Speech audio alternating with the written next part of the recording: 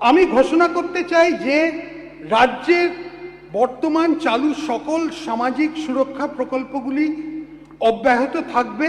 রাজ্য সরকারি অফিসগুলোতে 1 লক্ষ শূন্য পদ পূরণ করা যাবে, যার 33% মহিলাদের জন্য সংরক্ষিত থাকবে।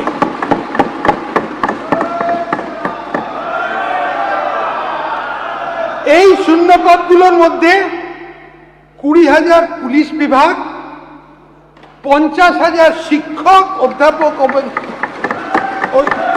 অশিক্ষক কর্মী, 1,000 ইস্টার্ন ফ্রন্টিয়ার রাইফেলস এবং বাকি অনেক সরকারি নিয়োগ করা হবে। যেখানে প্রযোজ্য সেখানে 10% অগ্নিবীরদের জন্য সংরক্ষিত থাকবে। সরকারি পদে নিয়োগের জন্য বয়সের ঊর্ধ্বসীমা ইতিমধ্যে 5 বছর ছাড় দেওয়া হবে। এই সুবিধা পরবর্তী 2 বছরের জন্য বহাল থাকবে। সরকারি নিয়োগকারী বিভিন্ন সংস্থাকে ইউপিএসসির ধাঁচে একটি প্রাতিষ্ঠানিক কাঠামোর মধ্যে আনা হবে। সিভিক ভলেন্টিয়ার, ভিলেজ পুলিশ ও গ্রিন পুলিশ কর্মীদের অগস্ট 2026 থেকে তাদের মাসিক পারিশ্রমিক 2,000 টাকা বাড়িয়ে দেওয়ার প্রস্তাব করা হয়েছে। এছাড়া হোমগার্ড ও এনভিএফ কর্মীদের মাসিক পারিশ্রমিক 2,000 টাকা বৃদ্ধি করা হচ্ছে। প্রাণী বন্ধু, প্রাণী মিত্র, প্রাণী সেবা, মৈত্র এবং অন্যান্য এআই কর্মীদের গুরুত্বপূর্ণ কাজকে স্বীকৃতি দিতে এদের মাসিক পারিশ্রমিক 2,000 টাকা বাড়ানোর প্রস্তাব রাখছে। Village resource persons, vector control team, vector surveillance team, এদের দৈনিক পরিশ্রমে বর্তমান হার যথা 200 টাকা ও 175 টাকার উপরে আরও 100 টাকা বৃদ্ধি করা হবে। অবসরপ্রাপ্ত সাংবাদিকের পেনশন মাসে 5,000 টাকা দেওয়া হবে। রাজ্য সরকারি কর্মচারী, আধা সরকারি কর্মচারী, শিক্ষক ও অশিক্ষক কর্মীবৃন্দ সরকারের কাছে কাজ ও নীতি রূপায়ণের গুরুত্বপূর্ণ ভূমিকা পালন করেছে। এদের এই অবদানকে স্বীকৃতি দিতে আমরা ঘোষণা করছি যে বর্তমানে 18% মহার্ঘ ভাতা ডিএ ওপর অতিরিক্ত 20% মহার্ঘ দিয়ে দেওয়া হবে। পেনশন প্রাপ্যরা অতিরিক্ত 20% ডিএনএস রিলিফ পাবেন। এই ডিএনএস রিলিফের বৃদ্ধি 1 অক্টোবর 2026 থেকে কার্যকরী হবে। নারীর ক্ষমতায়ন ও আর্থিক ক্ষেত্রে তাদের অধিক অংশগ্রহণ নিশ্চিত করতে অন্নপূর্ণা যোজনা চালু হয়েছে।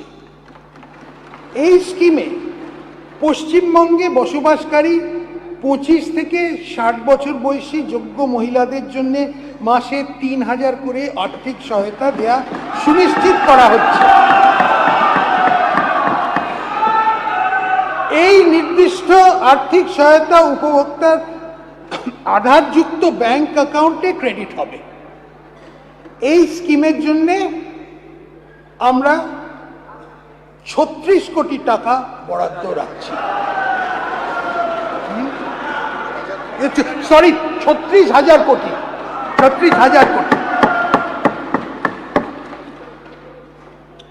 উচ্চশিক্ষায় ছাত্রীদের ড্রপ আউটের হার কমাতে সরকারি ও সরকারি পোষিত মানে গভর্নমেন্ট আর গভর্নমেন্ট এডেড কলেজের অবিবাহিত ছাত্রীদের এককালীন 50,000 টাকা সহায়তা দেওয়া হবে।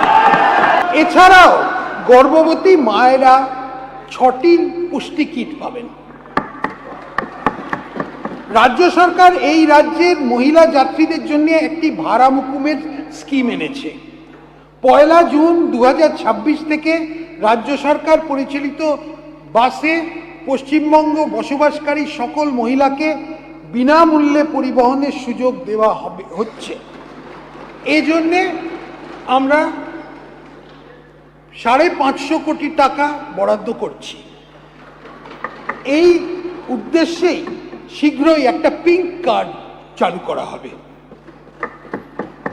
আমরা প্রতিটি মহকুমাতে অন্তত একটি করে মহিলা থানা ও প্রতি থানায় নারী সহায়তা ডেস্ক স্থাপন করব। শহরের ব্যস্ত এলাকা ও সর্বসাধারণের ব্যবহারের স্থানে টহল দেওয়ার জন্য মহিলা পুলিশ অফিসারদের দিয়ে দুর্গা সুরক্ষা স্কোয়াড গঠন করা হবে। উপরন্তু রাজ্য রিজার্ভ পুলিশ ফোর্সে মাতঙ্গিনী হাজরা ও রানী শিরোমণির নামে 2টি সম্পূর্ণ মহিলা ব্যাটালিয়ন স্থাপন করা হবে। অঙ্গনওয়াড়ি কর্মীদের এবং অঙ্গনওয়াড়ি সহায়িকাদের 6 বছরের নিচে শিশু, গর্ভবতী ও স্তন্যদায়ী মাদের পুষ্টির মাত্রা বাড়াতে প্রচুর অবদান রেখেছেন। আশা কর্মীরা প্রাথমিক স্তরে স্বাস্থ্য পরিষেবাকে মানুষের দরজায় পৌঁছে দিতে সাহায্য করেছেন।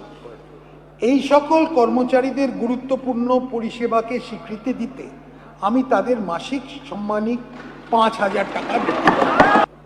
শহরাঞ্চলে 4টি মা আহার কেন্দ্র চালু করা হয়েছে। এগুলোতে ডিম, মাছ, সবজি দিয়ে তৈরি সুষম পুষ্টিকর খাবার প্রতি বেলায় জনপ্রতি 5 টাকায় দেয়া হচ্ছে। ভবিষ্যতে আরও 210 এমন কেন্দ্র চালু করা হবে।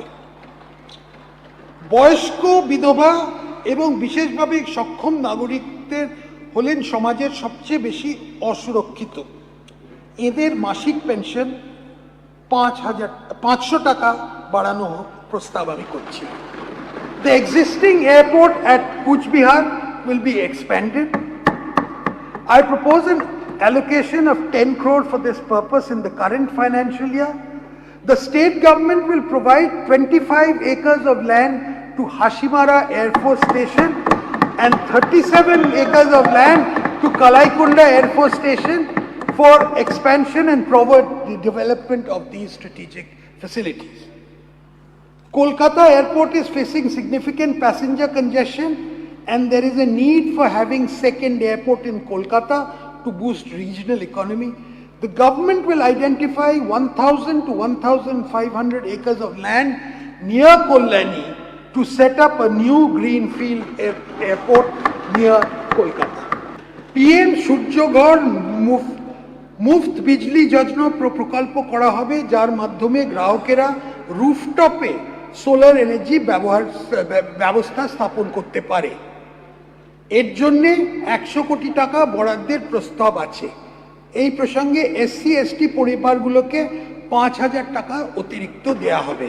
20 থেকে 45 বছর বয়সী যোগ্য শিক্ষিত বেকার যুবকদের মাসিক ভাতা দেওয়ার উদ্দেশ্য অক্টোবর 2026 থেকে ভরসা কর্মসূচি চালু করা হবে। এই স্কিমে গ্র্যাজুয়েট বেকারদের জন্য 3000 টাকা, অন্যদের মাসে 2000 টাকা ভাতা দেয়া হবে। এই কর্মসূচি যে সকল পরিবারের আয় 1 লাখ টাকার কম এবং যারা অন্য কোনো সামাজিক সুরক্ষা প্রকল্পের সুবিধে পাচ্ছেন না, এই সব পরিবারের প্রার্থীর জন্য প্রযোজ্য হবে। পশ্চিমবঙ্গের সকল নাগরিকদের স্বাস্থ্য পরিষেবার জন্য সরকার আয়ুষ্মান ভারত প্রধানমন্ত্রী জন আরোগ্য যোজনা চালু করেছে। এই প্রকল্পের আওতায় অর্থনৈতিকভাবে অনগ্রসর মানুষদের বিনামূল্যে স্বাস্থ্য সুরক্ষা প্রদান করা হবে। এই প্রকল্পের প্রতিটি উপভোক্তা পরিবার প্রতি বছর 5 লাখ টাকা পর্যন্ত স্বাস্থ্য সুরক্ষার নিশ্চয়তা পাবেন। আমি আয়ুষ্মান ভারত প্রকল্পের জন্য মোট 3100 কোটি টাকা বাজেট বরাদ্দ করেছি। এই স্কিমে আশা ICDS কর্মী এবং 70 বছরের বেশি বয়স সকল নাগরিকের সহ আনুমানিক 7 কোটি মানুষের আওতায় আসবেন। যে সমস্ত গরিব মানুষ এই স্কিমের আওতায় আসবেন না, তাদের সিএম রিলিফ ফান্ড থেকে অর্থ সাহায্য করে দেওয়া হবে। এর জন্য কৃষকদের বাড়তি চাহিদা মেটাতে আমি প্রতি কৃষক পরিবার পিছু বছরে অতিরিক্ত 3,000 টাকার আর্থিক সহায়তা ঘোষণা করা হবে। প্রধানমন্ত্রী ফসল বীমা যোজনা রাজ্যে চালু হয়েছে এবং 2026-এর খারিফ মরশুম থেকে বর্তমান বছরের সকল ফসলের 16টি ফসলের জন্য এই সুরক্ষা পাওয়া যাবে। সেই যে এখন থেকে কোনো শিক্ষা প্রতিষ্ঠান, হাসপাতাল ও ধর্মীয় স্থানে 1 কিলোমিটারের মধ্যে কোনো মদের দোকানের লাইসেন্স দেওয়া হবে না।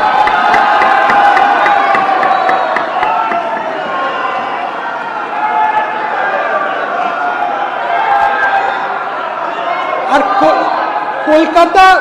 কলকাতা পৌরসভা ক্ষেত্রে এই লাইসেন্স দেওয়ার ক্ষেত্র ন্যূনতম দূরত্ব হবে 500 মিটার।